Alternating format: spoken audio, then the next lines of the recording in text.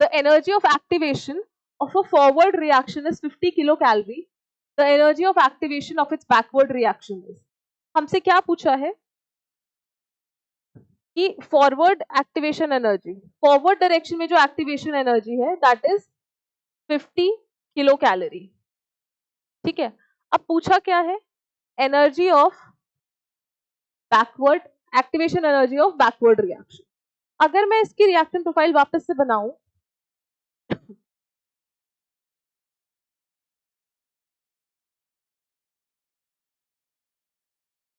यहाँ पे है हमारे रिएक्टेंट मॉलिक्यूल्स. ठीक है, ये है हमारी थ्रेशोल्ड एनर्जी.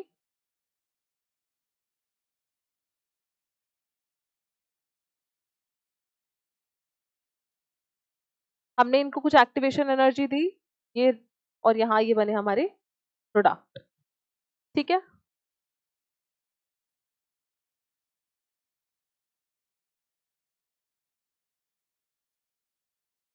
अब ये जो एनर्जी है इतनी, ये है रिएक्टेंट की एनर्जी.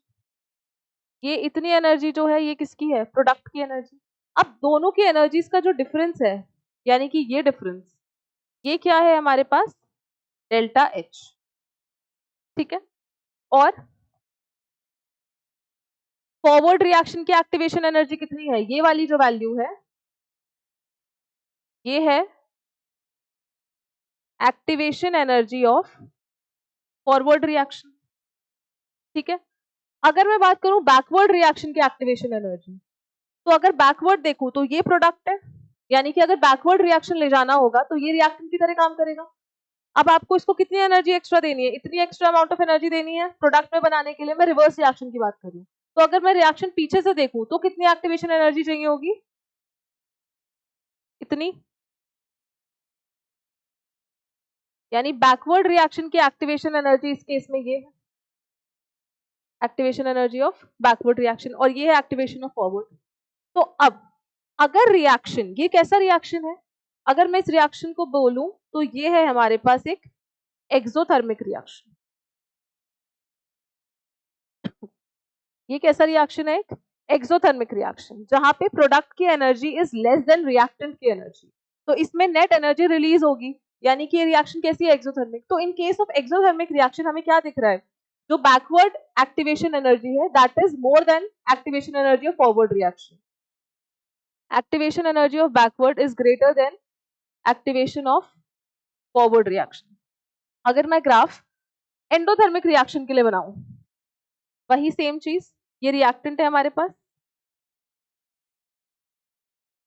ये इसकी थ्रेशोल्ड एनर्जी है. अब कितनी अमाउंट ऑफ एनर्जी इसको चाहिए, इतनी, और प्रोडक्ट यही बन गया.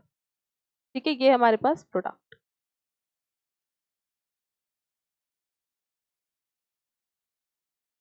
ये जो डिफरेंस है,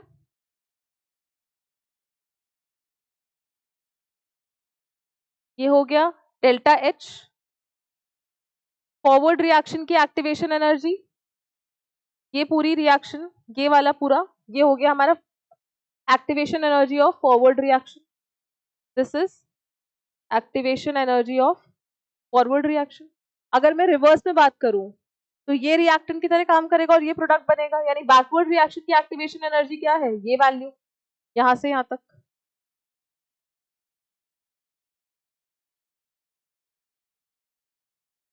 ये है activation energy of backward reaction.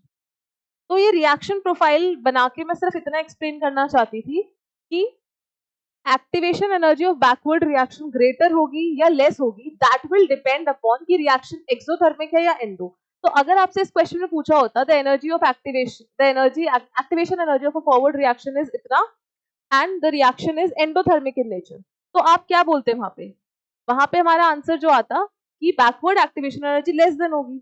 लेकिन अगर एक्सोथर्मिक आता तो हम क्या बोलते, बैकवर्ड रिएक्शन की एक्टिवेशन एनर्जी ग्रेटर होगी. तो ये रिएक्शन जो है, ये जो प्रोफाइल है, ये हमारे पास है एंडोथर्मिक रिएक्शन. एंडोथर्मिक रिएक्शन, और इस केस में फॉरवर्ड रिएक्शन की जो एक्टिवेशन एनर्जी है that is greater than activation of backward reaction. ये एंडो के लिए और ये एक्सो के लिए. तो यहाँ पे इधर ग्रेटर और less than 50 kilo calorie. 50 kilo calorie हमें फॉरवर्ड रिएक्शन की दे रखी थी, तो उससे कम भी हो सकती है बैकवर्ड रिएक्शन की एक्टिवेशन एनर्जी, लेकिन कब? एंडोथर्मिक के केस में। और उससे ज्यादा भी हो सकती है किसके केस में? एक्सोथर्मिक के रिएक्शन में। ठीक है, और ये हमें ग्राफ से दिख भी रहा है, जब इनके हम रिएक्शन प्रोफाइल ड्रॉ कर रहे हैं तो वहां दिख भी रहा है एक्सोथर्मिक के केस में बैकवर्ड रिएक्शन की एक्टिवेशन एनर्जी जो है ज्यादा है in comparison to forward reaction की एक्टिवेशन एनर्जी, और एंडोथर्मिक रिएक्शन में फॉरवर्ड रिएक्शन की एक्टिवेशन एनर्जी ज्यादा है in comparison to backward reaction की एक्टिवेशन एनर्जी। ठीक है, तो इस केस में जो डेल्टा एच है एक्सो के केस में वो क्या आएगा? नेगेटिव।